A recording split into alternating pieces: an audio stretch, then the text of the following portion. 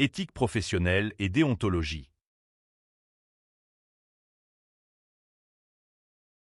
A. L'éthique. Valeurs qui peuvent être appliquées personnellement ou professionnellement. L'éthique est un art de diriger sa conduite. Donc l'éthique échappe au registre du bien et du mal, du permis et de l'interdit, c'est-à-dire se différencie de la morale, qui s'appuie sur le registre du bien et du mal. Contrairement à la déontologie, il n'existe pas de code ou de règle écrite fixant la morale de manière rigide. Cela ne signifie nullement qu'un manquement à l'éthique ne puisse pas être sanctionné sur le plan disciplinaire. B.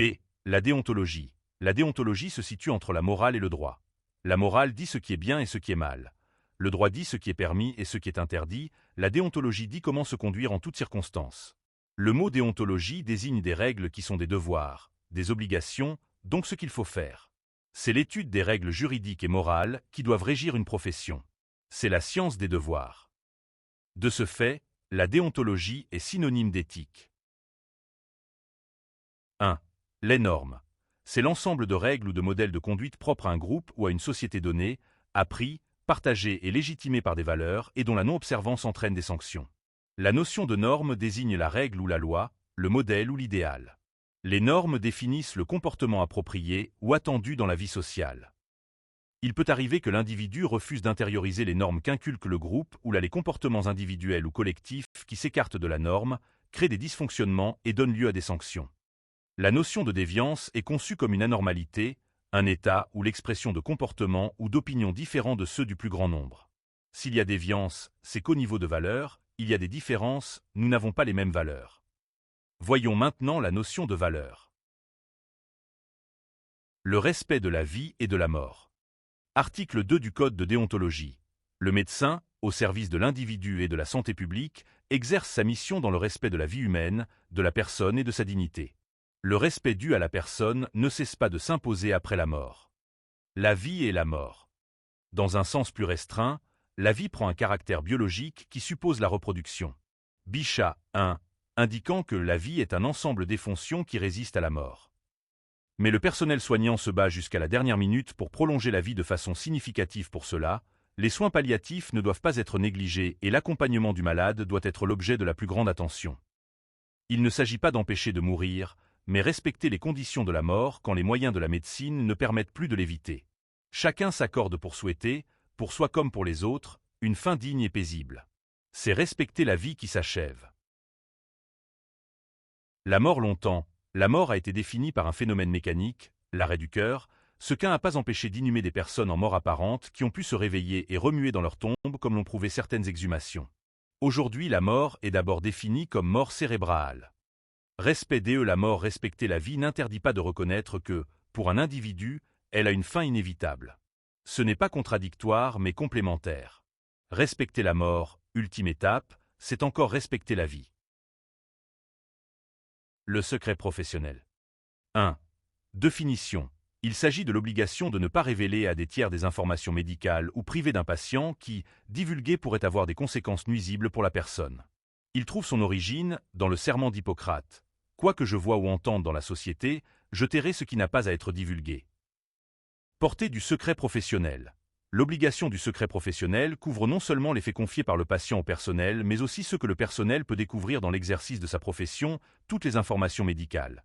Diagnostic, traitement, examen clinique et paraclinique, type de soins, qu'ils soient compris, déduits, entendus. Aucune indication sur la présence d'une personne ne doit apparaître dans les lieux d'accès aux personnes étrangères. Affichage du nom des patients interdits, feuille de surveillance dans la chambre. La présence ou non d'un patient dans un service ne doit pas être donnée au téléphone. L'anonymat doit être strictement respecté en cas d'accouchement sous X, ainsi que pour les toxicomanes qu'il demande. Tout ce qui est de l'ordre privé ne peut être transcrit sur le dossier, uniquement ce qui est nécessaire à la prise en charge. 2. Exception. Cas de non-application. Il existe des cas admis par la loi. Le patient lui-même est bien entendu autorisé à révéler certaines informations.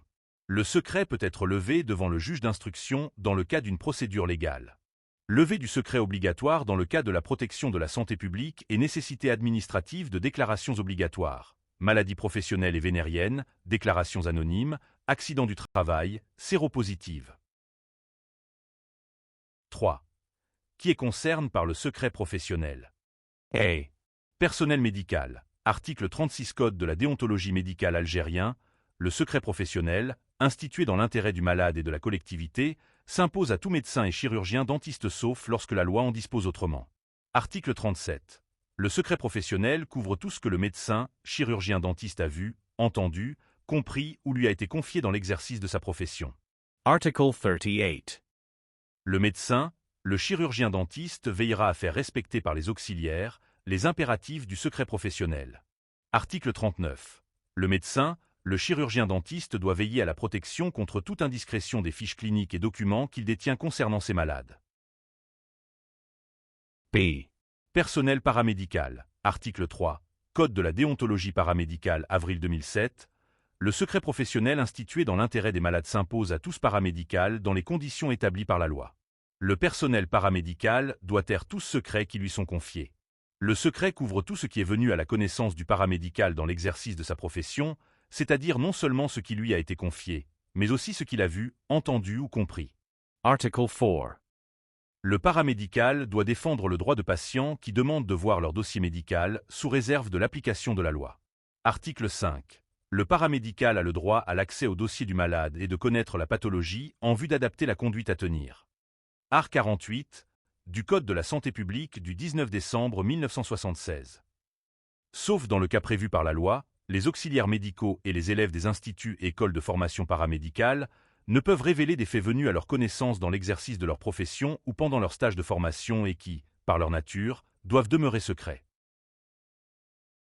Législation. Le secret professionnel est une obligation fondamentale, légiférée dans le premier code pénal, définie par les articles suivants. Art. 301. Modifié. Les médecins, chirurgiens, pharmaciens, sages-femmes ou toutes autres personnes dépositaires, par état ou profession ou par fonction permanente ou temporaire, des secrets qu'on leur confie, qui, hors le cas où la loi les oblige ou les autorise à se porter dénonciateurs, ont révélé ces secrets, sont punis d'un emprisonnement d'un 1 à 6 mois et d'une amende de 5 cents à 5000 DA.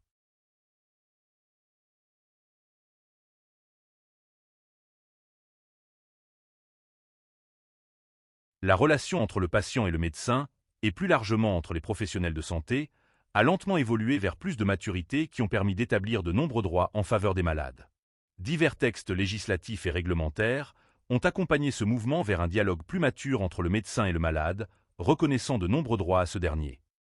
L'évolution des esprits sur des sujets tels que la douleur, la dignité du malade, la fin de vie, l'information du malade, son consentement aux soins, le risque médical et la responsabilité médicale ont progressivement permis d'aller plus loin dans le développement des droits des malades. 1. Le principe du consentement libre et éclairé. Le malade est libre de choisir ou de quitter son médecin. Le médecin doit respecter et faire respecter ce droit du malade. Ce libre choix constitue un principe fondamental de la relation médecin-malade. Article 44. Tout acte médical, lorsqu'il présente un risque sérieux pour le malade, est subordonné au consentement libre et éclairé du malade ou celui des personnes habilitées par lui ou par la loi. Si le malade est en péril ou incapable d'exprimer son consentement, le médecin, chirurgien-dentiste, doit donner les soins nécessaires. 2. Le droit à l'information. Les articles L.1111-1 à L.1111-3 du Code de santé publique consacrent le droit à l'information du malade. Le contenu de l'information. Le médecin a une obligation d'information dont la portée s'étend à divers éléments, les investigations pratiquées, les actes de prévention utiles, le diagnostic, la nature du traitement mis en œuvre, les risques fréquents ou graves normalement prévisibles, voire non prévisibles. En cas de refus de soins, le médecin doit informer le malade des conséquences de ce refus. Article 43 Code déontologique algérien J. Au numéro 52 du 8 juillet 1992, le médecin doit s'efforcer d'éclairer son malade par une information intelligible et loyale sur les raisons de tout acte médical. Article 44 du Code déontologique algérien. Tout acte médical, lorsqu'il présente un risque sérieux pour le malade, est subordonné au consentement libre et éclairé du malade ou celui des personnes habilitées par lui ou par la loi. Si le malade est en péril ou incapable d'exprimer son consentement, le médecin doit donner les soins nécessaires. 3. Le droit à l'accès au dossier médical. L'article L1111 à 7 du Code de santé publique, CSP, dispose « Toute personne a accès à l'ensemble des informations concernant sa santé détenues par des professionnels et établissements de santé. » 4. Le secret médical. Le secret médical découle du principe du respect de la personne et de sa vie privée. Il est également à la base d'une relation de confiance entre le malade et le médecin. L'article L.1110-4 du Code de la santé publique dispose que toute personne prise en charge par un professionnel, un établissement, un réseau de santé ou tout autre organisme participant à la prévention et aux soins a droit au respect de sa vie privée et du secret des informations la concernant. Il s'impose à tout professionnel de santé, ainsi qu'à tous les professionnels intervenant dans le système de santé. Le secret médical s'impose au médecin tant que le malade n'a pas consenti à sa main levée. En fait, en établissant un certificat médical, le médecin doit consulter le malade sur le contenu de manière à ne pas violer le secret. 5. Charte du patient hospitalise. 10 grands principes sont ainsi rappelés. 1. Le libre accès aux services hospitaliers, accessible à tous et en particulier aux plus démunis. 2. Le droit de recevoir des soins appropriés. 3. Le droit à l'information du malade et de ses proches. 4. Le principe de consentement, il doit être libre et éclairé. 5. Le principe de consentement spécifique pour certains actes, notamment pour la recherche biomédicale et les actes de dépistage ex. Lors d'une biopsie. 6. Le principe de liberté individuelle. Le patient peut quitter l'établissement à tout moment, sauf exception prévue par la loi et après avoir été informé des risques encourus. 7. Le respect de la personne et de son intimité. 8. Le droit à la vie privée et à confidentialité. 9. Les modalités du droit d'accès aux informations du dossier médical. 10. Les voies de recours possibles en cas de préjudice. Les droits des enfants.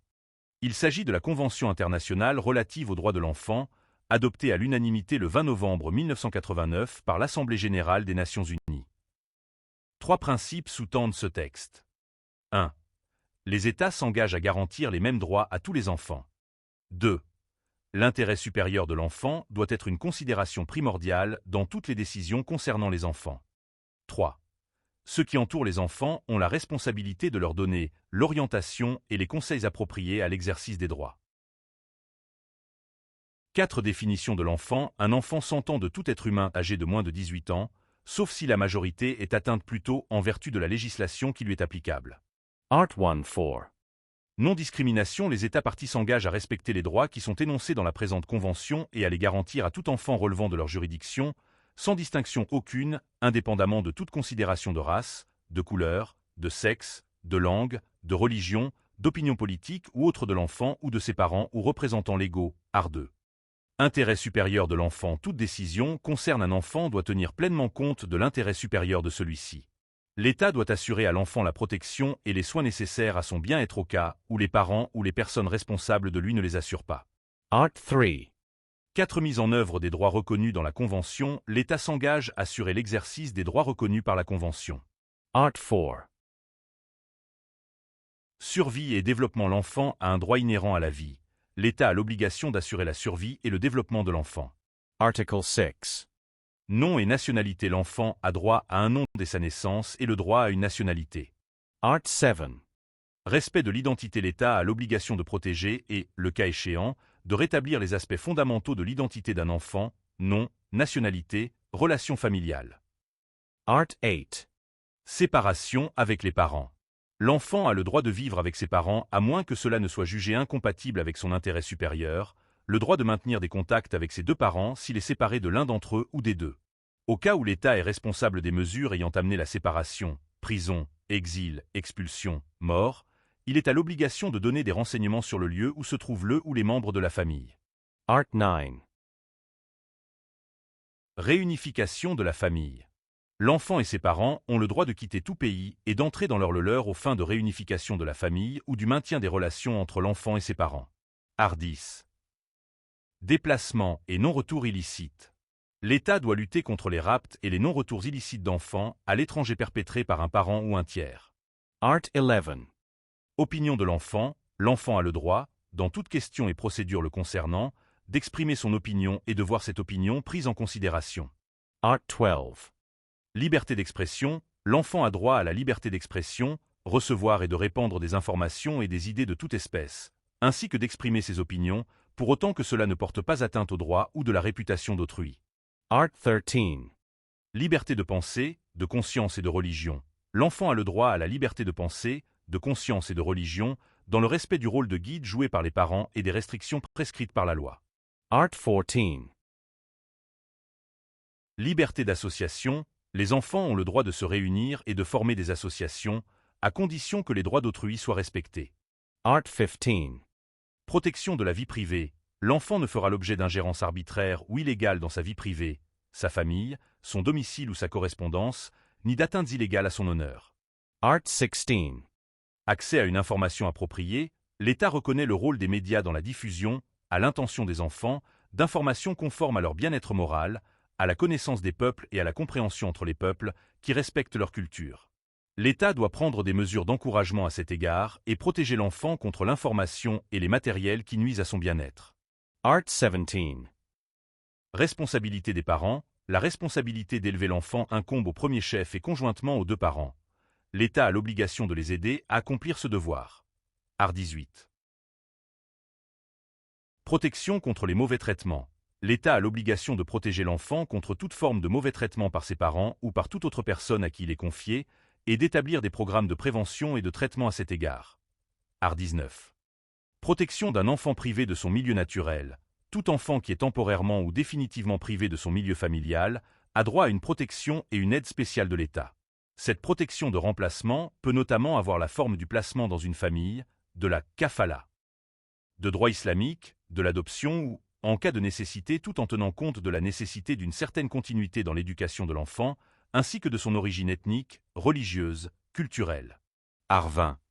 Adoption. Dans les pays où l'adoption est admise et, ou autorisée, elle ne peut avoir lieu que dans l'intérêt supérieur de l'enfant et lorsque sont réunies toutes les garanties nécessaires, ainsi que toutes les autorisations des autorités compétentes.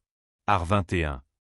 Enfant réfugié, l'État prendre les mesures appropriées pour qu'un enfant qui cherche à obtenir le statut de réfugié ou qui est considéré comme réfugié en vertu des règles et procédures du droit international ou national applicables ait collaboré avec les organismes compétents ayant pour mandat d'assurer cette protection. Art 22. Enfants handicapés, les enfants handicapés ont le droit de bénéficier de soins spéciaux ainsi que d'une éducation et une formation appropriée qui favorisent leur autonomie. Art 23. Santé de l'enfant, l'enfant a le droit de meilleure santé possible et de bénéficier des services médicaux et de rééducation. Une importance particulière est donnée aux soins de santé primaire et aux soins préventifs, à l'information de la population ainsi qu'à la diminution de la mortalité infantile. Art 24. Révision du placement, l'État reconnaît à l'enfant qui a été placé par les autorités compétentes pour recevoir des soins, une protection ou un traitement physique ou mental, le droit à un examen périodique du dit traitement relatif à son placement. Art 25.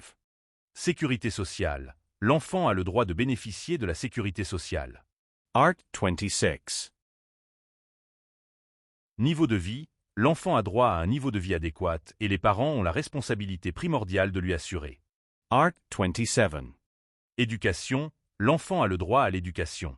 L'État a l'obligation de rendre l'enseignement obligatoire et gratuit. La discipline scolaire doit être appliquée en respectant la dignité de l'enfant en tant qu'être humain. Art 28. Objectif de l'éducation. L'État reconnaît que l'éducation visait à favoriser l'épanouissement de la personnalité de l'enfant et le développement de ses dons, la préparation de l'enfant à une vie adulte active. Art 29. Enfant de minorité ou de population autochtone, originaire du pays où il habite, l'enfant appartenant à une minorité ethnique, religieuse ou linguistique ou de minorité autochtone a le droit de jouir vie culturelle, de pratiquer sa propre religion ou d'employer sa propre langue. Art 30. Loisirs et activités culturelles. L'enfant a droit au loisir au jeu et à la participation à des activités culturelles et artistiques. Art 31. Travail des enfants. L'État a l'obligation de protéger l'enfant contre tout travail mettant en danger sa santé, son éducation ou son développement, d'établir des âges minimaux d'admission à l'emploi et de spécifier les conditions d'emploi. Art 32. Consommation et trafic de drogue. L'État doit protéger l'enfant contre la consommation des stupéfiants et de substances psychotropes et contre son utilisation. Art 33. Exploitation sexuelle. L'enfant a le droit d'être protégé contre la violence et l'exploitation sexuelle. L'État doit prendre toutes les mesures appropriées sur les plans national, bilatéral et multilatéral pour empêcher ces exploitations. Art 34. Vente et enlèvement. L'État doit prendre toutes les mesures appropriées sur les plans national, bilatéral et multilatéral pour empêcher l'enlèvement, la vente ou la traite d'enfants à quelque fin que ce soit et sous quelque forme que ce soit. Art 35. Torture et privation de liberté, la torture, les peines ou traitements cruels, inhumains ou dégradants, la peine capitale, l'emprisonnement à vie et l'arrestation ou la détention illégale ou arbitraire sont interdits. Les enfants incarcérés doivent être séparés des détenus adultes. Art 36. Administration et justice pour enfants, tout enfant suspecté ou reconnu coupable d'avoir commis un délit a le droit de voir ses droits fondamentaux respectés et les garanties d'une procédure régulière assurée, y compris de bénéficier d'une assistance appropriée pour la préparation et présentation de sa défense. Art 37.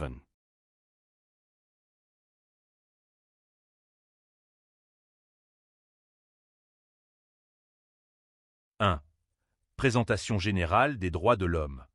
Les droits de l'homme reposent sur 3 principes simples: liberté, égalité, dignité. Les droits de l'homme sont l'ensemble de droits et de libertés considérés comme essentiels à la nature humaine. Quand on parle des droits de l'homme, on pense à la Déclaration universelle des droits de l'homme du 10 décembre 1948 proclamée par l'Assemblée générale des Nations unies. La Déclaration universelle des droits de l'homme. Elle comprend 2 parties. La partie relative aux droits civils et politiques, art. 3 à 21. La partie relative aux droits sociaux, économiques et culturels, art. 22 à 27. C'est ainsi que chaque région du monde a essayé, à sa manière, de s'approprier cette Déclaration universelle des droits de l'homme pour promouvoir le respect des droits et libertés des individus. Il s'agit A. La Convention européenne des droits de l'homme, 1950, qui contient 66 articles et comprend 3 parties: les droits individuels, art. 1 à 13. Les moyens à mettre en œuvre pour respecter ces droits individuels. Dispositions générales. La Charte africaine des droits de l'homme, 1981, qui contient 68 articles et comprend 2 parties. B. La Convention interaméricaine de San José de 1964. D. Les droits et devoirs des individus, art. 1 à 29. Les mesures de sauvegarde des droits de l'homme, art. 30 à 63.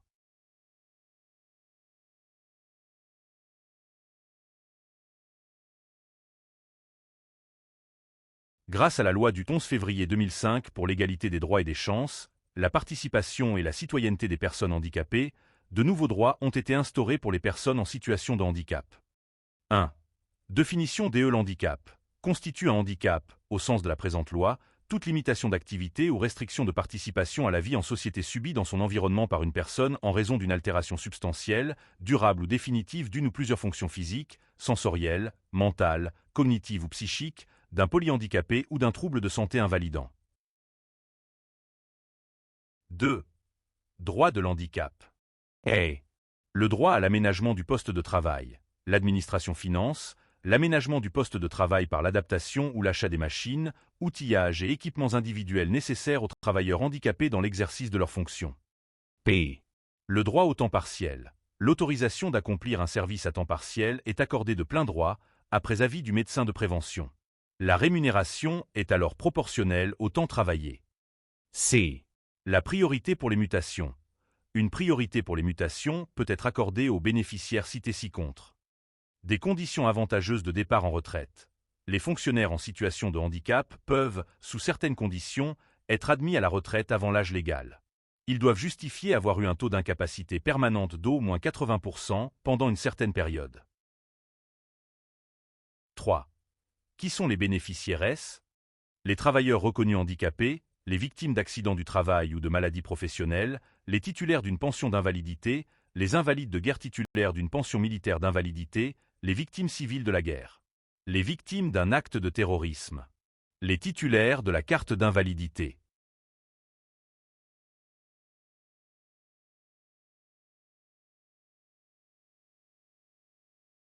L'exercice de la profession paramédicale. L'exercice de la profession d'infirmier comporte l'analyse, l'organisation, la réalisation de soins infirmiers et leur évaluation, la participation à des actions de formation et d'éducation à la santé. Ils exercent leur activité en relation avec les autres professionnels du secteur de la santé, du secteur social et médico-social et du secteur éducatif. En vertu, ordonnance numéro 76 à 79 du 23 octobre 1976, J. au numéro 101 du 19 décembre 1976, page 1116 portant code de la santé publique, décret exécutif numéro 91 à 107 du 27 avril 1991. portant sur le statut particulier des personnels paramédicaux paru au journal officiel numéro 22 du 15 mai 1991, décret exécutif numéro 11 à 121 du 15 Rabi, Etani 1432 correspondant au 20 mars. 2011 portant statut particulier des fonctionnaires appartenant au corps des paramédicaux de santé publique paru au journal officiel numéro 17. Profession d'auxiliaires médicaux ou infirmiers, Code de la santé algérien. Art 41. On entend par exercice d'une profession d'auxiliaire médical l'accompagnement habituel par des personnes autres que les médecins, chirurgiens, dentistes et pharmaciens de prestations techniques auxiliaires liées à des mesures préventives, sociales et de réhabilitation, à l'établissement de diagnostic arrêté par le ministre chargé de la santé publique. Article 42. Le ministre chargé de la santé publique définit les conditions de qualification auxquelles doivent répondre les auxiliaires médicaux. Il détermine, en outre, les titres professionnels sous lesquels ils accomplissent les prestations et actes visés par les dispositions de l'article 41. Conditions générales d'exercice des professions d'auxiliaires médicaux. Art 44. Nul ne peut exercer la profession d'auxiliaire médical s'il ne remplit pas les conditions suivantes. 1. Justifier des qualités exigées. 2. Être autorisé par le ministre chargé de la santé publique. 3. Faire enregistrer ses titres et diplômes à la direction de la santé de Wilaya dans le mois qui suit son installation. Cette dernière condition ne s'applique pas aux auxiliaires médicaux fonctionnaires des services de santé publique et des services de santé de l'armée nationale populaire. Art 45. Les auxiliaires médicaux exercent leurs fonctions dans les conditions fixées par voie réglementaire. 1. Soit dans les services de santé publique et établissements sous tutelle en qualité de fonctionnaires. 2. Soit dans les établissements de soins ou centres médico-sociaux d'entreprise, sous la direction et le contrôle d'un praticien. 3. Soit dans des établissements commerciaux ayant trait à leur qualification professionnelle. 2. L'identité du professionnel. Au service des personnes en matière de santé, l'infirmier de santé publique assume la responsabilité de l'ensemble des soins que requiert la promotion de la santé, la prévention de la maladie, les soins aux malades. Quelle que soit la mission confiée à l'infirmier de santé publique, l'identité professionnelle permet de se reconnaître dans une appartenance à la profession à partir de sa formation initiale en soins infirmiers. Cette formation vise le développement d'infirmiers adaptables, créatifs et autonomes. La construction identitaire des étudiants infirmiers se fait par modélisation, immersion dans la culture et confrontation de leur idéal de la profession à la réalité des stages. Progressivement, ces futurs professionnels vont pouvoir se distancier, s'affirmer et construire leur propre identité. 2. La formation initiale. La finalité de la formation est de permettre à l'infirmier de santé publique d'assumer chacun de ses rôles en tenant compte des aspects éthiques et juridiques de sa profession. Le programme des études insiste sur le concept de polyvalence de l'infirmier de santé publique. Les principes pédagogiques de ce programme visent le développement de la créativité et de la faculté d'adaptation en adéquation avec la diversité des lieux d'exercice et avec l'évolution des sciences, des techniques et des besoins de santé. 3. D'une identité personnelle à une identité professionnelle. La population d'étudiants infirmiers de santé publique est très majoritairement féminine, 60 à 80% de femmes. Tous possèdent une identité personnelle propre et une conception de la profession en rapport avec leur identité. Les étudiants vont donc évoluer individuellement de façon différente au cours de la formation. L'identité se construit et se transforme à travers de multiples interactions du sujet avec son environnement. Ainsi, le processus de construction identitaire va amener l'étudiant à être à la fois identique et différent. 4. Rôle et champ de compétences du professionnel. Le rôle propre de l'infirmier de santé publique consiste en des soins liés aux fonctions d'entretien et de continuité de la vie et visant à compenser partiellement ou totalement un manque ou une diminution d'autonomie d'une personne ou d'un groupe de personnes. Dans ce cadre, l'infirmier de santé publique a les compétences pour prendre les initiatives et accomplir les soins qu'il juge nécessaires. Il réalise des gestes précis afin de maintenir ou restaurer la santé de la personne et l'accompagner, ces éléments concourant à la prévention, au dépistage, au diagnostic, au traitement et à la recherche. 5. Définition des tâches de l'infirmière de santé publique. Le rôle et champ de compétences sont définis dans le référentiel métier instauré par l'Institut national de pédagogie et de formation paramédicale, I.N.PTF.P, et par le décret exécutif numéro 11 à 121 du 15 Rabi, Etani 1432, correspondant au 20 mars 2011 portant statut particulier des fonctionnaires appartenant au corps des paramédicaux de santé publique. Art. 41. Les infirmiers de santé publique sont chargés, notamment, 1. De participer au maintien, à la restauration et à la promotion de la santé physique et mentale des personnes. 2. De réaliser des soins infirmiers relevant des tâches propres à leur mission, sur prescription médicale ou en présence du médecin et en cas d'extrême urgence sur la base de protocoles d'urgence écrits. 3. De contrôler, d'évaluer et de surveiller l'évolution de l'état de santé des patients, d'établir le projet de soins, de planifier les activités y afférentes, de tenir et de mettre à jour le dossier soins du patient. 4. D'accueillir et de suivre pédagogiquement les étudiants et les stagiaires. 6. Lieu d'exercice. 1. Structures hospitalières publiques. 2. Structures extra-hospitalières publiques. 3. Structures para-publiques. 4. Structures privées. 5. À domicile, fonction libérale. 7. Référentiel métier. Selon le programme de formation des infirmiers de santé publique, ISP. A. Fonction technique. 1. Activité soins aux malades. A. Activité et soins que l'infirmier de santé publique est habilité à accomplir dans le cadre de son rôle propre.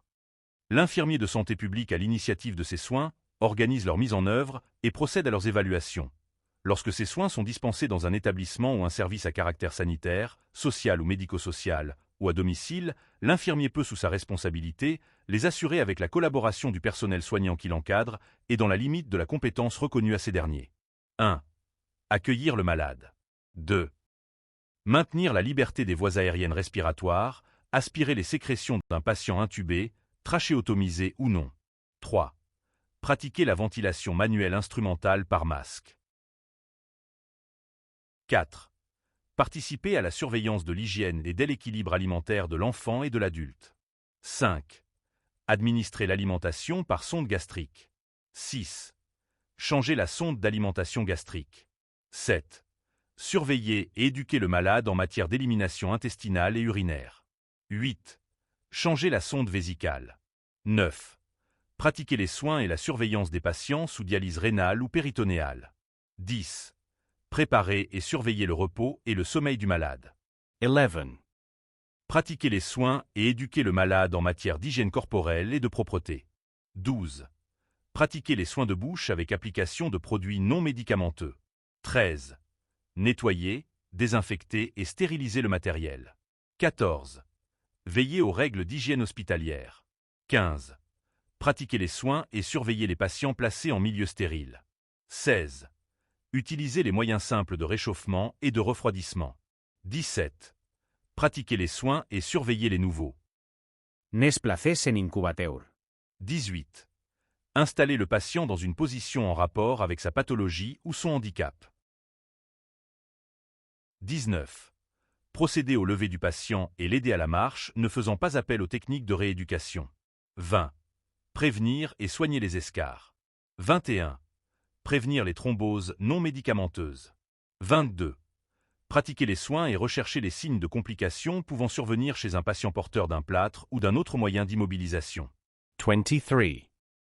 Mesurer et apprécier les principaux paramètres servant à la surveillance de l'état de santé des patients: température, pulsation, pression artérielle, rythme respiratoire, volume de la diurèse, poids, mensuration, réflexe pupillaire, réflexe de défense cutanée, observation des manifestations de l'état de conscience. 24. Recueillir les données biologiques obtenues par les techniques à la lecture instantanée suivante: urine, glycosurie, acétonurie, protéinurie, recherche de sang, potentiel en ion hydrogène, pH. Sang, glycémie. 25. Pratiquer les soins et surveiller les patients en assistance nutritive entérale ou parentérale. 26. Préparer le patient en vue d'une intervention, notamment soins cutanés pré-opératoires. 27. Réaliser et surveiller les pansements simples et bandages. 28. Renouveler le matériel de pansement non médicamenteux. 29. Vérifier la prise des médicaments et surveiller leurs effets. 30. Administrer en aérosol les produits non médicamenteux. 31. Surveiller les patients ayant fait l'objet de ponctions à visée diagnostique ou thérapeutique. 32. Détecter les parasitoses externes et soigner les personnes atteintes. 33. Vérifier le fonctionnement de tous les appareils. 34. Aider les patients à accepter leur traitement. 35. Aider et soutenir psychologiquement le patient. 36. Accompagner le malade et sa famille dans les situations de crise et dans la période de fin de vie. 37. Participer aux situations d'urgence, plan au .R.SEC. B. L'infirmier de santé publique est habilité à accomplir sur prescription médicale les soins infirmiers suivants. 1. Administrer les médicaments. 2. Pratiquer les injections, IM. 4. Sous-cutanées, intradermique 3. Pratiquer et surveiller une perfusion. 4. Placer, surveiller et enlever un cathéter court ou une aiguille pour perfusion dans une veine superficielle des membres ou une veine épicrânienne. 5. Pratiquer un soin de bouche avec application de produits médicamenteux. 6. Pulvériser les médicaments. 7. Pratiquer les aérosols médicamenteux. 8. Pratiquer les bains d'oreille et les instillations médicamenteuses dans l'oreille. 9. Irriguer l'œil et instiller un collyre. 10. Pratiquer le lavage des sinus par l'intermédiaire de cathéters fixés par le médecin. 11. Pratiquer les bains médicamenteux. 12. Pratiquer une injection vaginale. 13. Poser une sonde rectale. 14. Pratiquer un lavement évacuateur. 15. Pratiquer une toilette périnéale. 16. Pratiquer un lavage, une instillation et un sondage vésical. Le premier sondage chez l'homme étant réalisé par le médecin. 17. Pratiquer une instillation intra-urétrale. 18. Poser une sonde gastrique en vue de tubage, d'aspiration, de lavage d'estomac, d'alimentation. 19. Administrer de l'oxygène par sonde nasale, masque ou tente. 20. Brancher et surveiller une dialyse péritonéale et rénale, hémodialyse. 21. Pratiquer la surveillance et les soins des malades au cours de l'évacuation sanitaire. 22. Pratiquer les prélèvements de sang veineux et capillaire. 23. Pratiquer les prélèvements effectués au niveau des téguments, des phanères et des muqueuses. 24. Prélever les crachats, les selles et les urines. 25. Recueillir les cathéters, les dreintes et les fils de suture en vue d'analyse. 26. Réaliser l'électrocardiogramme. 27. Pratiquer les tests tuberculiniques. 28. Réaliser les pansements spécifiques et médicamenteux. 29. Procéder à l'ablation du matériel de suture, de drainage et ablation de mèches. 30. Participer aux ponctions à visée diagnostique ou thérapeutique. 31. Procéder au lever précoce du malade. 32. Pratiquer les soins et surveiller les malades en pré- et post-opératoire. 33. Surveiller l'appareil, l'irrigation d'une plaie, d'une fistule ou d'une stomie. 34. Réaliser une irrigation d'une plaie, d'une fistule. 35. Pratiquer les soins d'une plastie et prévenir la sténose. 36. Réaliser les bandages de contention. 37. Procéder à l'ablation de plâtre ou d'un autre moyen d'immobilisation. 38. Pratiquer les soins de trachéotomie, le premier changement de pansement et de canule étant effectué par un médecin. 39. Surveiller les cathéters centraux. 40. Mesurer la pression veineuse centrale. 41. Pratiquer les soins et la surveillance d'un patient intubé. 42. Surveiller les appareils de ventilation artificielle et de monitorage usuel. 43. Poser une sonde thermique. 44. Surveiller un nouveau-né sous photothérapie. 45. Installer ou sortir un nouveau-né d'un incubateur. 46. Surveiller le régime alimentaire du nourrisson présentant des troubles nutritionnels. 47. Pratiquer l'insulinothérapie. C. L'infirmier de santé publique est habilité à accomplir en présence d'un médecin les soins infirmiers suivants. 1. Pratiquer les injections destinées à des vaccinations obligatoires en application du Code de la santé publique. Prélever du sang artériel pour gazométrie. Surveiller et arrêter une ponction d'acide. Présence obligatoire du médecin. 1. Pratiquer les injections et les perfusions des produits d'origine humaine nécessitant un contrôle de compatibilité obligatoire. 2. Pratiquer la première injection d'une série d'allergènes. Pratiquer une ventilation instrumentale et maintenir la liberté des voies aériennes supérieures. 4. Préparer, manipuler et surveiller les appareils de circulation extracorporelle. 5. Enregistrer l'électrocardiogramme et l'électroencéphalogramme après épreuve physique sensibilisant, épreuve d'effort ou emploi de médicaments modificateurs. 6. Préparer et surveiller une sismothérapie. Deuxième. En l'absence du médecin, 1. L'infirmier de santé publique peut mettre en œuvre des protocoles écrits de soins d'urgence déterminés au préalable par le médecin responsable. B. Fonction de gestion et d'organisation. 1. Participer à l'organisation d'une unité de soins. 2. Organiser et gérer les soins. 3. Gérer le dossier de soins infirmiers et participer à la gestion du dossier médical. Gérer le matériel. C. Fonction d'encadrement, formation. Participer à la formation initiale et continue des personnels de santé. D. Fonction d'information, d'éducation et de communication. 1. Participer aux séances d'information, d'éducation et de communication. E. Fonction de recherche. Participer aux projets de recherche initiés par l'établissement, par un groupe ou à titre individuel. F. Fonction d'insertion et de réinsertion. Participer à l'insertion et à la réinsertion des individus dans la vie socio-professionnelle. G. Fonction d'évaluation. 1. Participer avec l'équipe soignante à l'évaluation permanente des soins et des activités des services. Texte régissant la profession. 1. Code de l'Azente publique. Paru Auge.on-101 du 19 décembre 1976. Art 46. Les auxiliaires médicaux sont tenus, 1er. D'agir dans les limites strictes déterminées par leur qualification. 2e. De limiter leur intervention à la prescription ou à l'indication reçue. 3e. De faire appel à l'intervention immédiate du médecin chirurgien dentiste ou pharmacien lorsque, pendant l'exercice de leur activité, se produisent ou risquent de se produire des complications dans le traitement n'entre pas dans le cadre des compétences qui leur sont assignées. 4. De tenir, lorsqu'elles sont autorisées à exercer à titre privé, un registre des personnes auxquelles elles ont donné leurs soins dans la limite fixée par un arrêté du ministre chargé de la santé publique. Art 47. Il est interdit aux auxiliaires médicaux, 1er. De modifier des indications médicales ou de les exécuter dans les conditions différentes de celles prescrites par le praticien. 2e. D'annoncer ou d'appliquer des procédés techniques ou thérapeutiques autres que ceux qui sont enseignés dans les instituts et écoles reconnus par le ministre chargé de la santé publique. 3e. De promettre, de soulager ou guérir une affection au moyen de procédés secrets ou occultes. Art 48. Sauf dans le cas prévu par la loi, les auxiliaires médicaux et les élèves des instituts et écoles de formation paramédicale ne peuvent révéler des faits venus à leur connaissance dans l'exercice de leur profession ou pendant leur stage de formation et qui, par leur nature, doivent demeurer secrets. Art 49. Exerce illégalement la profession d'auxiliaire médical, quiconque enfreint les dispositions contenues dans l'article 44 ci-dessus. Art 50. Quiconque exerce une profession d'auxiliaire médical est soumis au contrôle du directeur de la santé de la wilaya. Il doit lui faire parvenir tout renseignement et rapport prescrit en application de la réglementation en vigueur. Art 51.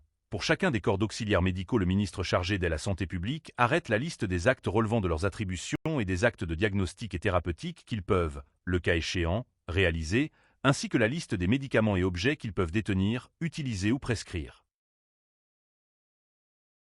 Décret exécutif numéro 11 à 121 du 15 Rabi, Etani 1432, correspondant au 20 mars 2011 portant statut particulier des fonctionnaires appartenant au corps des paramédicaux de santé publique, définissant les tâches dévolues aux infirmiers de santé publique. Art.